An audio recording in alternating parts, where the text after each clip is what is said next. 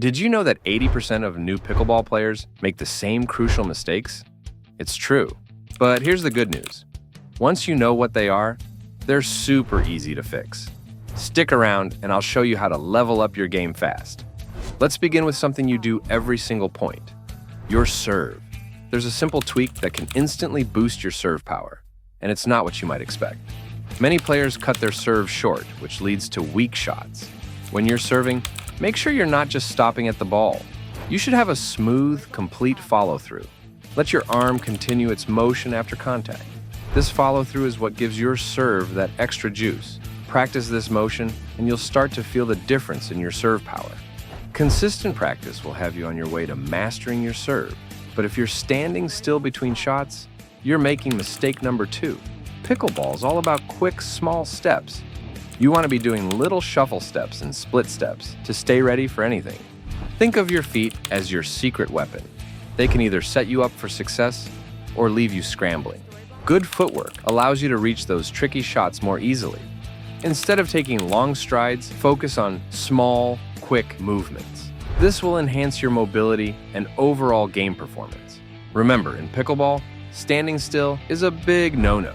You should be constantly adjusting your position on the court. This way, you're always ready to react to incoming shots. It might feel a bit awkward at first, but soon it'll become second nature. Let's break it down. Between shots, keep your feet moving with small, quick steps. When you see your opponent about to hit, do a split step, which is a small hop that gets you ready to move in any direction. Then, use shuffle steps to adjust your position as needed. Practice these movements off the court too. You can do split steps while watching TV or shuffle steps while waiting in line at the grocery store. The more you practice, the more natural it'll feel on the court.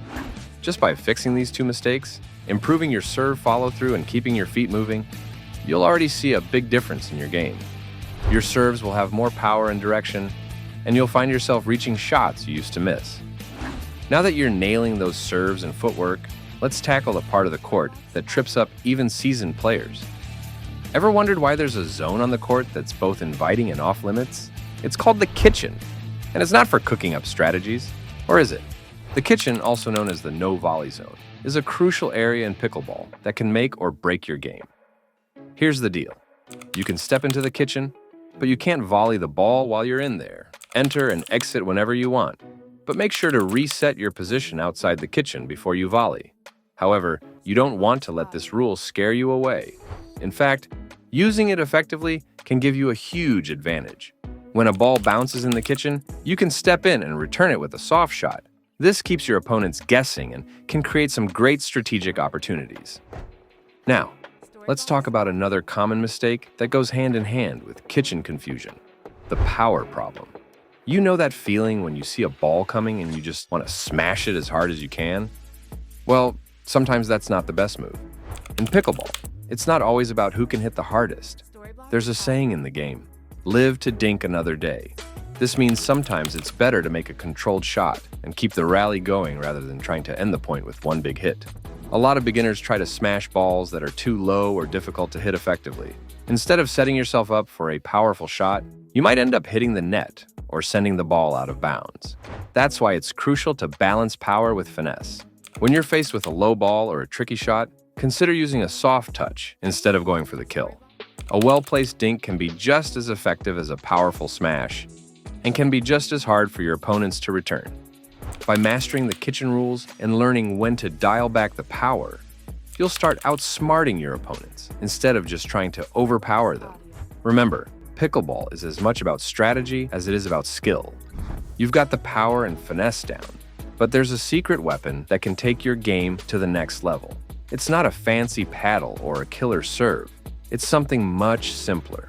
What if I told you that just a few words could dramatically improve your performance on the court? That's right, we're talking about communication. Ever had one of those moments where you and your partner both go for the same shot, but you end up doing an awkward dance instead? It's not just embarrassing, it can cost you points. But don't worry, there's an easy fix. Use simple calls like mine or yours. It might feel weird at first, but trust me, it's a game changer. Clear communication in doubles is crucial to avoid collisions and confusion on the court. You want to work in sync with your partner, predicting each other's moves and having a blast while playing the game we all love. Before you even step on the court, Take a minute to establish a game plan with your partner. Talk about your strengths, preferred positions, and how you want to handle different situations. This quick chat can make a huge difference in your coordination and overall performance. Now, strategy isn't just for chess players. In pickleball, it's essential to have a solid plan. You want to mix up your shots.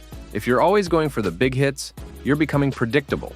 Try experimenting with drop shots and lobs. It keeps your opponents guessing and can really throw them off their game. For example, if you notice your opponents struggle with low balls, you might focus on using more drop shots. Or, if they're always crowding the net, a well-timed lob could catch them off guard. The key is to be flexible and adapt your strategy based on what's working. Understanding court positioning and shot selection can significantly impact your ability to control the game. When you're at the net, you have more offensive opportunities. But if you're pushed back, you might need to focus on defensive shots to regain position. Always be aware of where you and your partner are on the court and adjust your shots accordingly. Effective teamwork relies on both partners being aware of each other's positions and intentions. This awareness comes with practice and, you guessed it, communication.